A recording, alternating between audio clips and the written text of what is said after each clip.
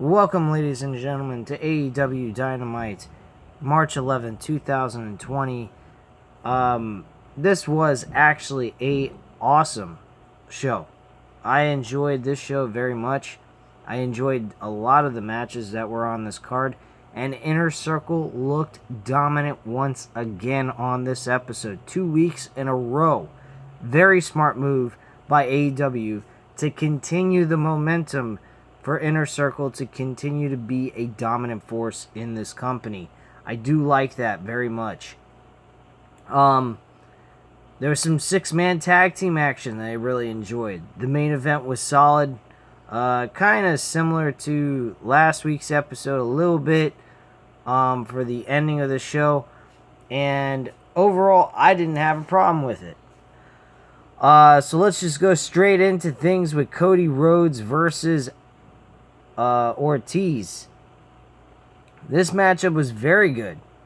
I mean, for Ortiz to be in a singles match with Cody and do a good job, in my opinion, a lot to say, to be quite frank with you, in my opinion on that. I also liked really the important thing, Lance Archer and Jake the Snake Roberts sitting next to each other in the crowd trying to distract Cody Rhodes, number one. Number two, they did a good idea. This was a good idea pairing these two guys together.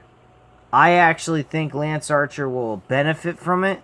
I think Jake the Snake Roberts will have importance with Lance Archer, and I think they will mesh well with each other as a unit. So at the end of the day, I think this is a win-win situation for both parties, and I see Lance Archer possibly benefiting to it so much so that he may actually end up being very important on this promotion, possibly down the line. You never know. But yeah, this match overall was a solid one. Cody Rhodes actually picks up the victory here with a figure 4 leg lock and actually makes Ortiz tap out. After the match was over, Santana came into the ring and attacked Cody with a sock right after the bell. So Arn Anderson got into the ring and ran him off, but not before Matt Jackson and Kenny Omega came down as well. Chris Jericho appears on the Titantron with Sammy and Hager, He says Cody got lucky tonight, but he needs to remember that the Inner Circle will beat the heads off of your pumpkin-headed dipshits. I love that comment, he said. And Jericho says you might be wondering where Nick Jackson is, and the camera pans down to show Nick lying underneath a shutter door and blood coming out of his head. And Jericho says he's got a little headache, then laughs, and then says that and they walk off, and Cody, Matt, and Kenny, and Dustin, Brandy, and some officials run to check on Nick. As they go to commercial break, they're also carting Nick Jackson off to a excuse me, my voice for some strange reason at night is getting really raspy. I don't know why. Definitely had the coronavirus, I know that for a fact. And that I'm not saying that to be comedic or funny. That thing is very serious, which I may actually talk about on a random wrestling talk episode. About how people are freaking out about it and so forth, and I may bring that up in a video of its own. So keep an eye out for that. So they actually go to a commercial break, and they showed Nick Jackson being carted off into an ambulance, and Cody and Matt Jackson actually hop into a car together, and they drive off to the hospital. And that's pretty much what you see of them. Then we have a matchup with Chris Statlander and Hikaru Shida versus Bea Priestley and Nia Rose. This This matchup I didn't particularly care for. As usual, when women's wrestling is absolutely fucking boring in AEW. I really don't care for it, but neither is the WWE main roster any fun to watch anymore either, since they are slowly but surely becoming very, very pathetic since Ronda Rousey has left. So, this matchup was a win by Nyla Rose and Pia Brisley, and that's pretty much how the whole thing ends, with Nyla Rose hitting a beast bomb for the win. We actually get a replay of AEW Revolution where Christopher Daniel reveals himself as the Exalted One, only to fake them out, and Daniels then cuts a promo type PSA's Dark Order type segment. Only this one, he makes fun of them. And he goes ahead and he says that he would like to challenge Evil Uno and Stu Grayson in a one-on-one match, either one of them or both of them, each night, and to prove that there's no Exalted One.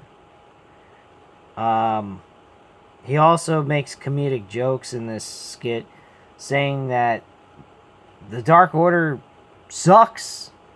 That's it. You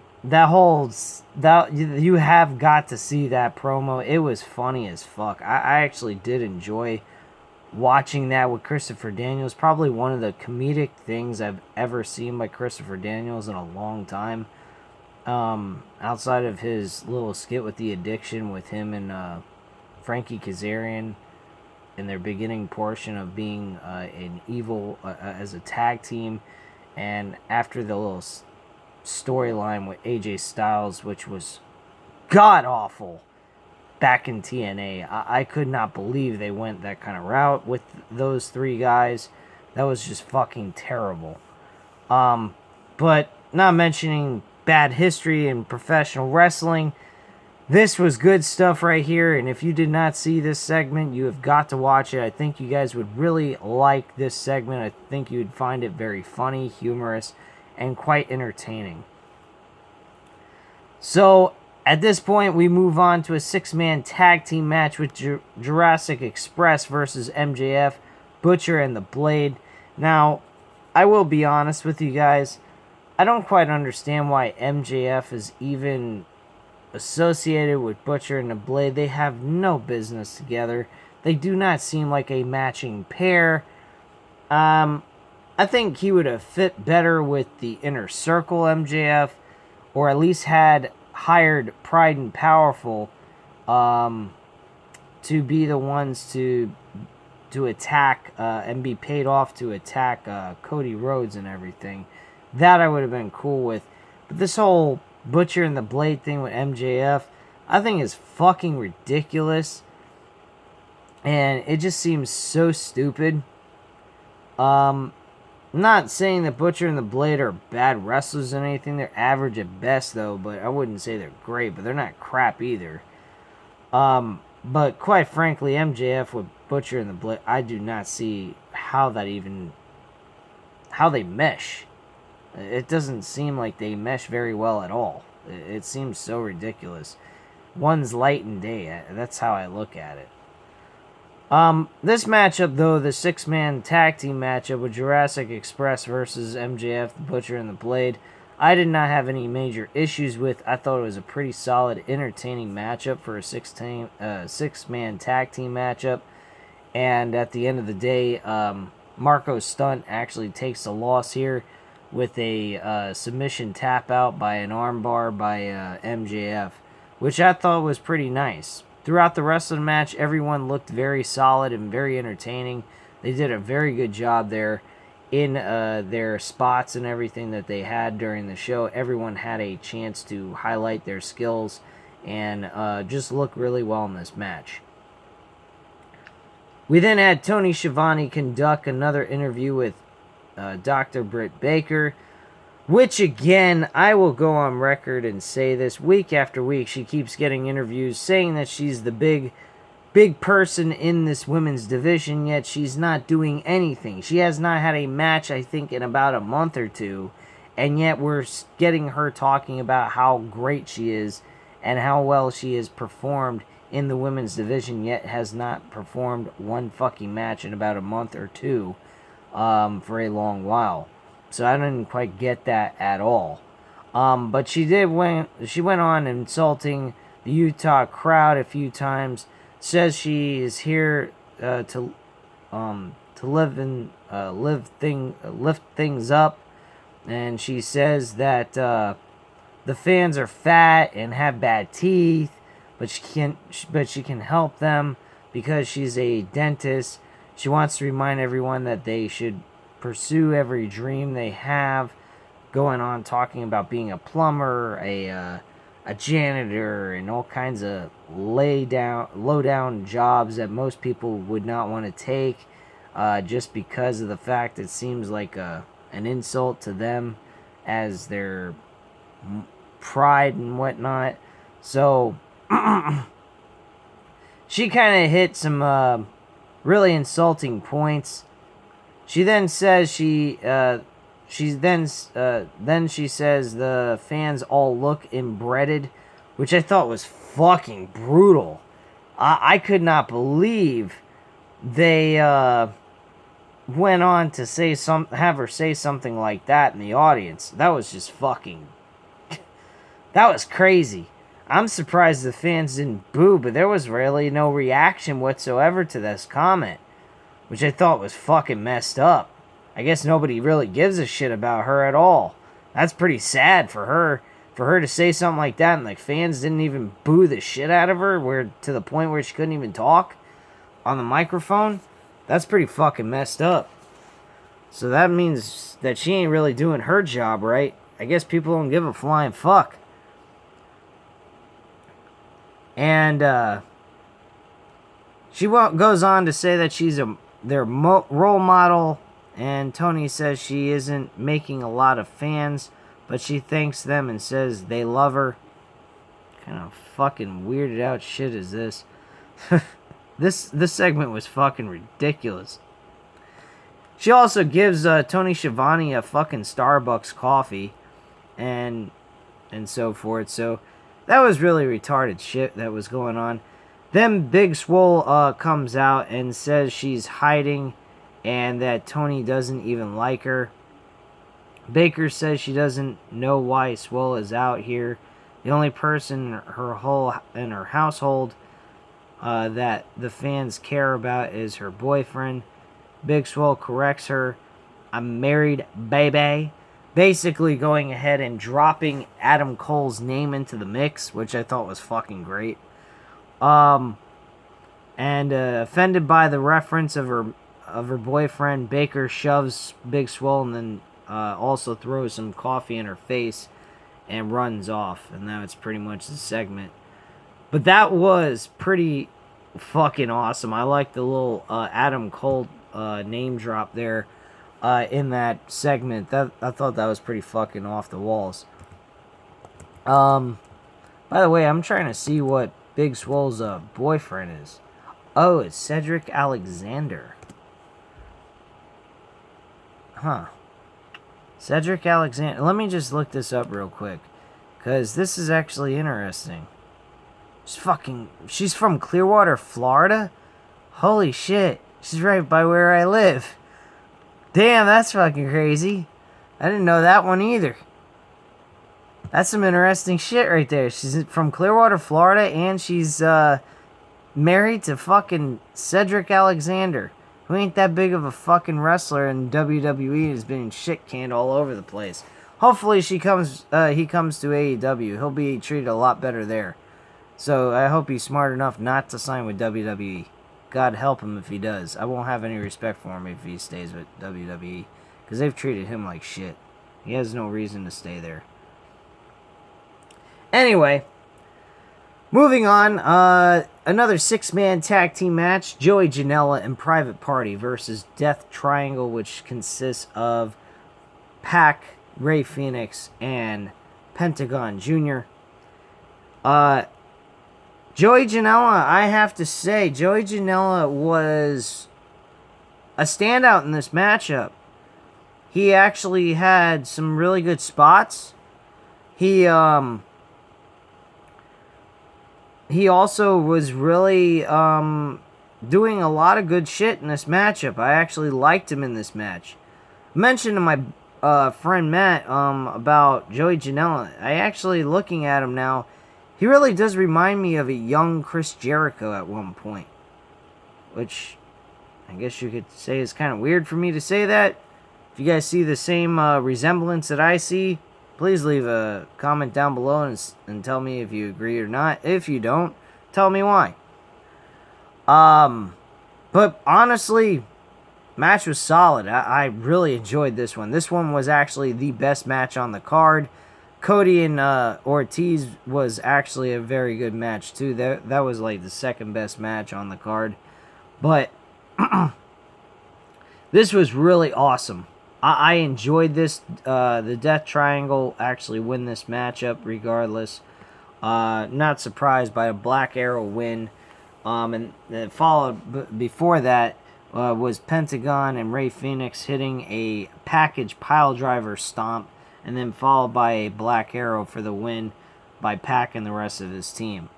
They're looking pretty solid with this Death Triangle group. But Cassidy and so at that point, the Best Friends and Orange Cassidy actually run down to the ring to stop this beatdown after the match was over, which I thought was pretty great to see. I think that we should see at Blood and Guts episode, March 25th, I think we should be seeing a 6-man tag team match with Death Triangle versus the Best Friends and Orange Cassidy. I think that would be a great co-main event matchup for this show. I don't think the World Championship match is going to occur on that episode at all. So, a 6-man tag team match with those two teams, I think would be pretty fucking good. Just to see the Best Friends and Orange Cassidy versus the Death Triangle. So definitely keep an eye out for that. I got a gut feeling that might actually happen. Actually, never mind. I'm incorrect. I just noticed in the writing because I didn't pay attention to what was being announced for next week's episodes. Next week's episode, after the commercial break, they come back. They announce that the Exalted One will be revealed. And also the Best Friends in Orange Cassidy will face the Death Triangle, and the Inner Circle will face the Elite in a tag team match, with the winners getting the advantage in the Blood and Guts matchup the week after. So, yeah, I was kind of incorrect on my information there, so I do apologize about that. I actually thought it would be best to have the Best Friends in Orange Cassidy face the Death Triangle as a co-main event type match during the March 25th, but unfortunately they're making that for next week's episode, which won't be bad either way. I don't have a problem. Now, I do have an issue, though, with that promo that was made earlier during the show about Christopher Daniels making an announcement that he wants to go ahead and compete against either one of them or both of them one at a time in a one-on-one match. And he kind of states that he will prove that the Exalted One doesn't really exist and so forth, but yet they're going to make the announcement of the Exalted One on next week's episode, which kind of is weird.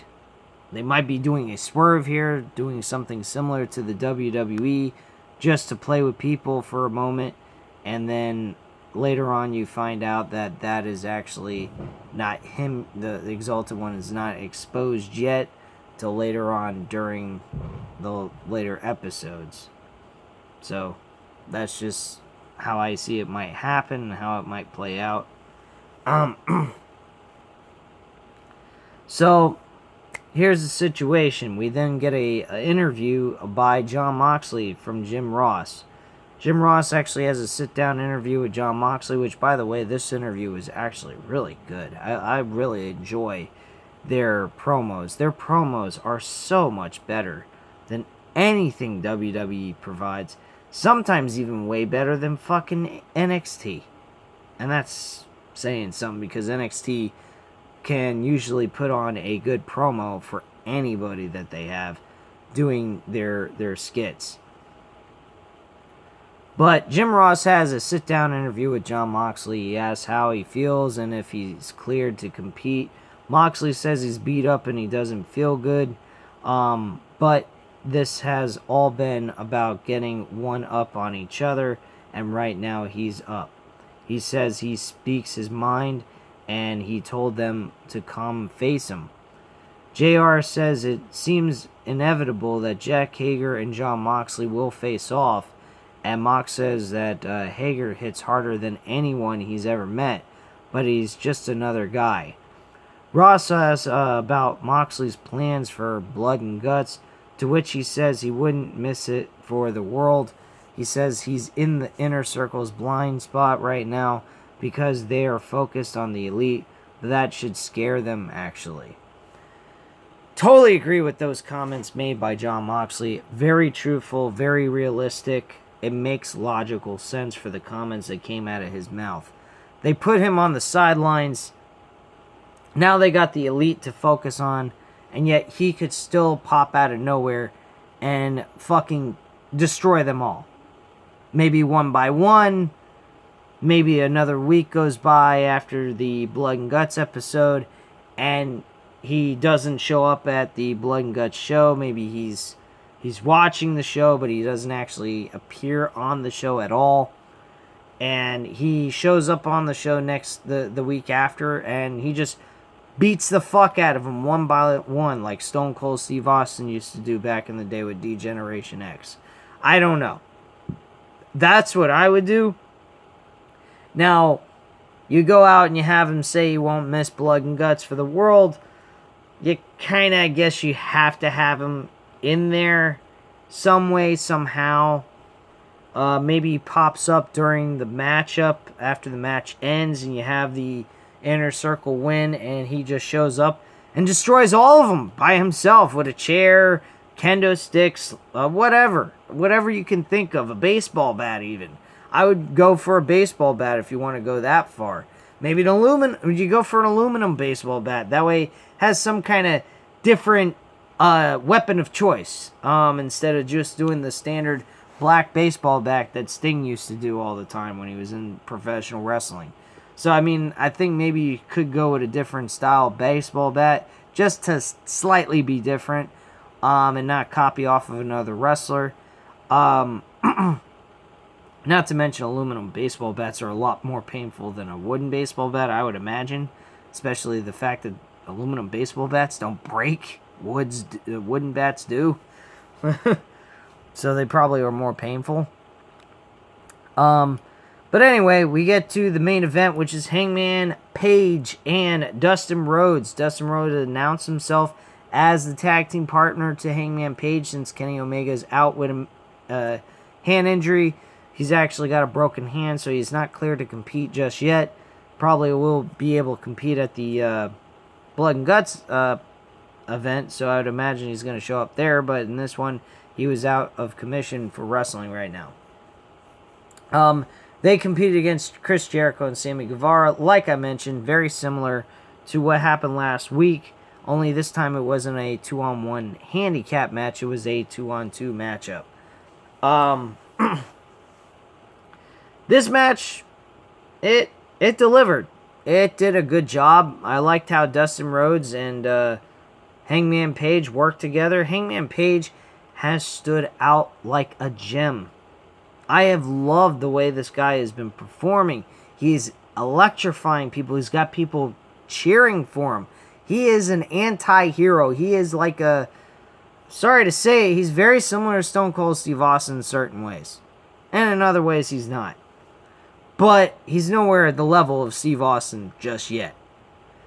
I don't think he ever will be, but as a performer in this company goes, he's doing a pretty damn good job. He's, for a guy who's been in Ring of Honor and New Japan Wrestling for most of his time in professional wrestling, and to be in this company and already gaining some momentum and recognition by the wrestling fans, I think is great. I've known him in the wrestling scene for a long time, since his ignition into the Ring of Honor, and I will go on record and say this guy is a great performer.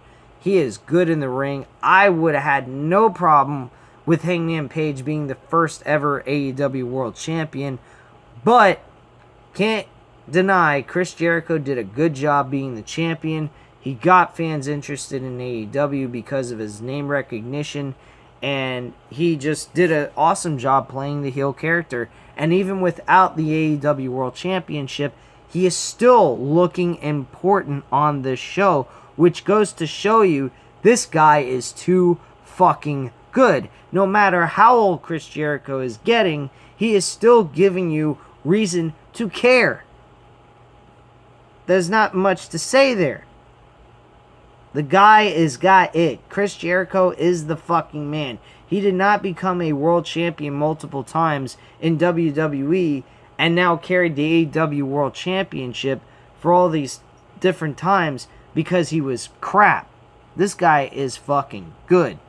And since he moved to AEW, I am seeing the creative genius of Chris Jericho since he came to this company.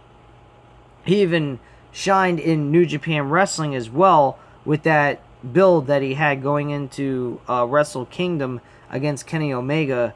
I think it was in 2018. I actually really enjoyed that build as well. Now, this matchup was just your normal tag team matchup, but a lot of good spots. Sammy Guevara, once again, showing he can do it all. He's very good in the ring. And he's just not a guy that wins. He doesn't fucking win. And Hangman Page and Dustin Rhodes win. They win the match by a Canadian Destroyer and Page hitting Sammy Guevara with a buckshot lariat in the win. And that's it. That is all it takes. Sammy Guevara, to me, if you guys know anything about New Japan Wrestling, especially with the Bullet Club, look this guy's name up. His name is Chase Owens. This guy, every time he's in a tag team matchup, at least in the past that I've seen him perform, he's always the guy eating a pin in a tag team match. And Sammy Guevara is no different. Sammy Guevara is always eating a loss. You might as well call him the Spanish loser instead of the Spanish God. Or the Spanish God of being a loser. I don't know which way you want to put it. To me, that totally sounded lame, but you get my point. But after the match, this is when things start to really pick up. Hager, Santana, and Ortiz run in and attack Page and Rhodes. Kenny Omega runs down to the ring to help, but quickly gets beaten up by the numbers game. And Jericho drops the Judas effect and hits Page with a code breaker. Cody comes down and he beats everyone down. But Hager grabs him and slams him. Hager tosses Cody from the ring, where Ortiz hits a suplex on the ramp, some revenge for earlier, and Hager stomps Omega in the ring. Before Jericho brings him outside, they drag Page up the ramp, doing very similar thing that they were doing to Jon Moxley last week. They were about to hit the power bomb to Page off the stage when Matt Jackson shows up, after he was another person who went to go with Cody in the Dodge Charger to go check on his brother to make sure his brother is going to be okay in the hospital, and instead he shows up too. Didn't get that one. That was a kind of a logic gap that I didn't really appreciate, but I guess you could say it was to protect Adam Page from getting dropped on his head and getting taken out of the picture on television, because that's what happened to Jon Moxley, so you'd have to do the same thing to Hangman Page in this situation if they were to go through with it, or it wouldn't have made sense. So they kind of sacrifice logic with Hangman Page not getting eliminated out of the television for 1 week. So at this point, like I said, they were about to drop Page off the stage with a power bomb. When Matt Jackson runs out and attacks them, Jackson hits a super kick to Jericho, Hager, and Sammy, and drops Santana and Ortiz with a double spear. Page gets on his knee and stares at Matt, who flips him the bird, and Jericho then smashes Matt with a chair in the head, and then one to Page as well. The Inner Circle then pose on the stage to end the show with the chair over Matt Jackson's throat, and them just giving the middle finger as they go off the air. And that was pretty much that for this episode. Once again, the Inner Circle looks dominant. Even though they lost, they looked dominant. They destroyed their opponents. And I gotta say, AEW's looking pretty fucking strong going into Blood and Guts. Now, who would I win or allow to win this Blood and Guts match, which is basically War Games? By the way, they did mention the rules of War Games. Blood and Guts, I mean. Blood and Guts is the same exact rules as regular War Games that's been used in WWE and WCW, but with a small twist. First off, the similarities is very similar in the sense of the first round is 5 minutes for the first person to come out, and then every 2 minutes, another person shows up in the ring.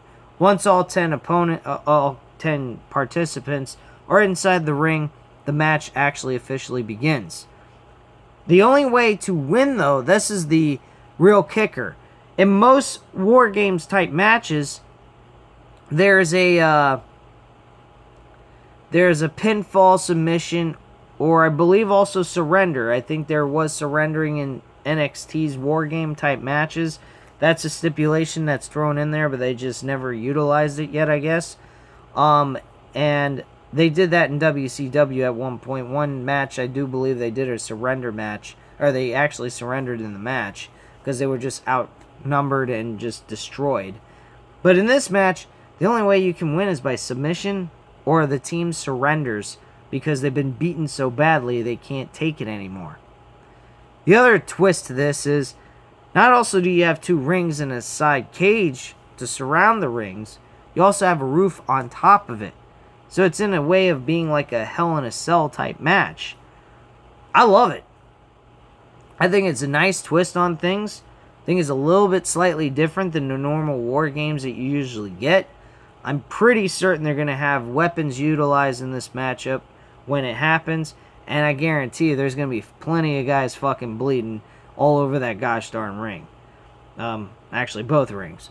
So, keep an eye out for that. That's all I have to say at this time. I hope you enjoyed the review on this episode of AEW Dynamite, March 11, 2020. I thank you very much for watching. Hit the like button if you liked the video. Leave a comment down below. I'll definitely get back to you on that. And hit the subscribe button if you're not subscribed to the channel. And I thank you very much for watching. Have a great night, guys.